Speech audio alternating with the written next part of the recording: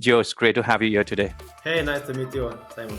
Pleasure to be here and hello to everyone. Hello, my name is Juozas. Originally, I'm from Lithuania. Very nice to be in this still new experience for me in such kind of conversations. But actually, my motto not to say no.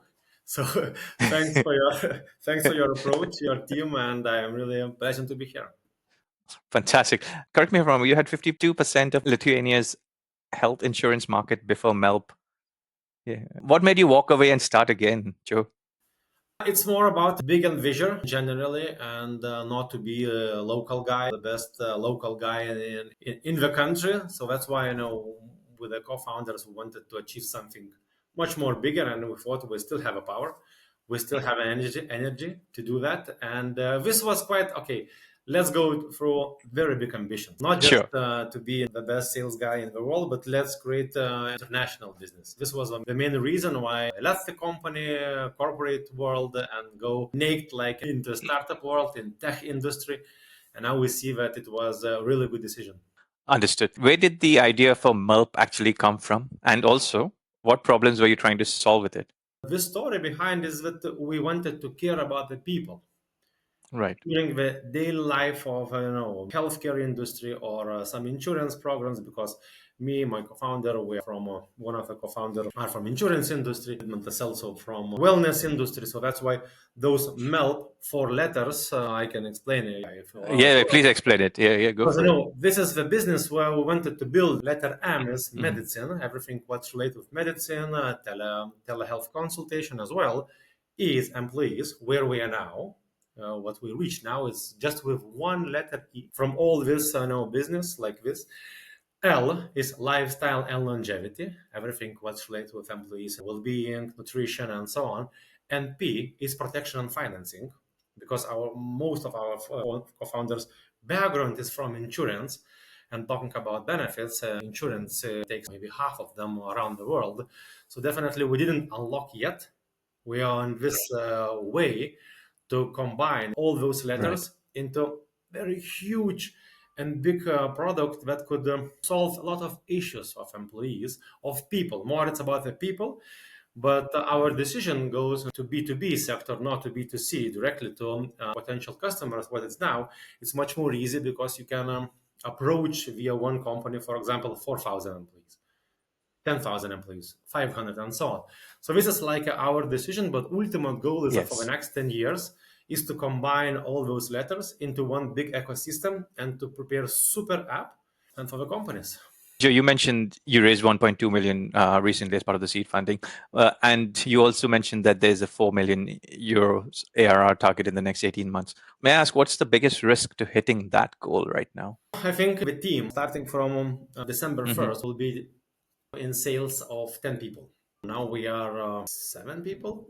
Yeah. Right. So we are growing very fast. So I think properly onboarding of people, having a common sales playbook, this will be the biggest challenge, because still we are expanding in Latvia and Estonia as well, two markets. We would like to have this region as being number one market leaders, Good. because we know how to do it and we know more this market.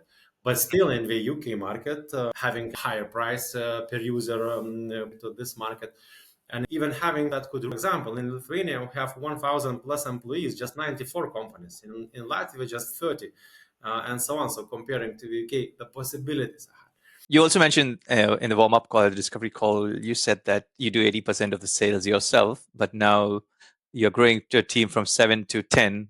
How does that change, and how does your identity change through all this, Joe? I know that, and we talked previously with you earlier, that I will need to do a decision where I should focus more, to do sales or to manage a team. So at the moment, company needs me by managing team, team, but actually still one day maybe I will be just salesperson.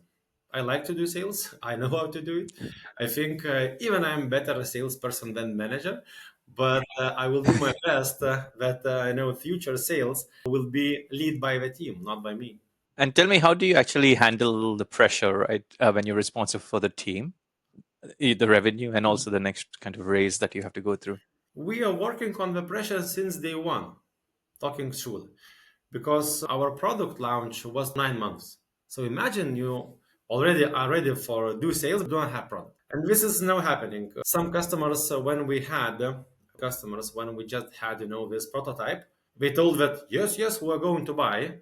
When we came back, the product, oh, we do not need it or so.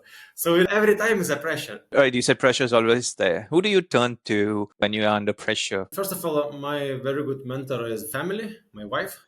So we talked a lot, and I do feel 100% support. Mhm. Support, and my kids, I have three boys, so they're encouraging me as well to push harder and to build this. And listen a lot of podcasts and books a lot, and try to learn something new and something to implement in 72 hours. It's like a rule.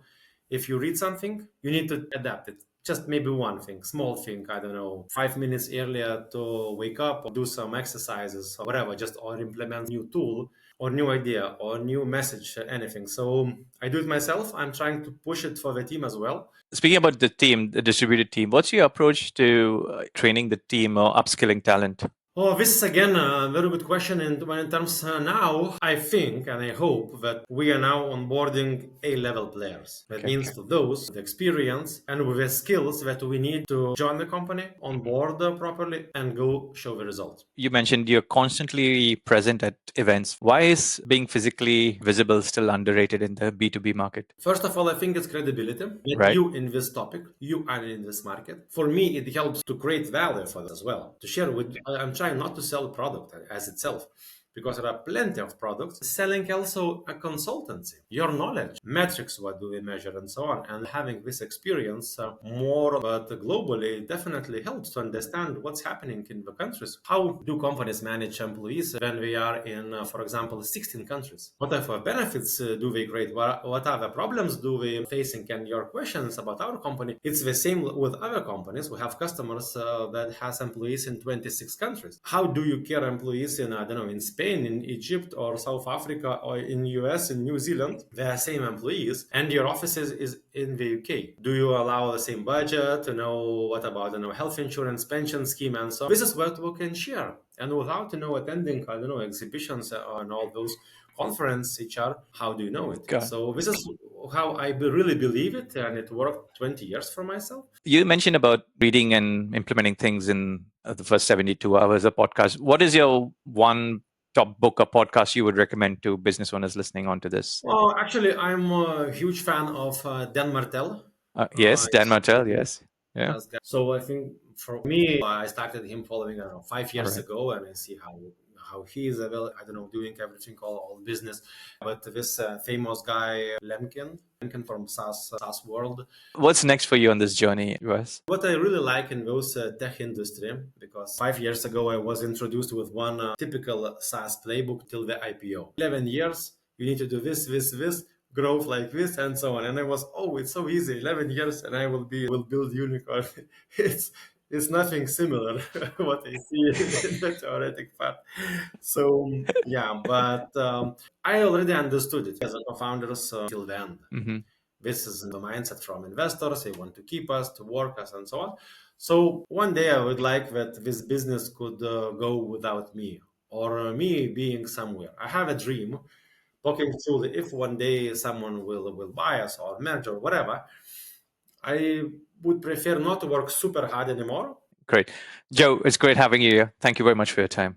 Really pleasure.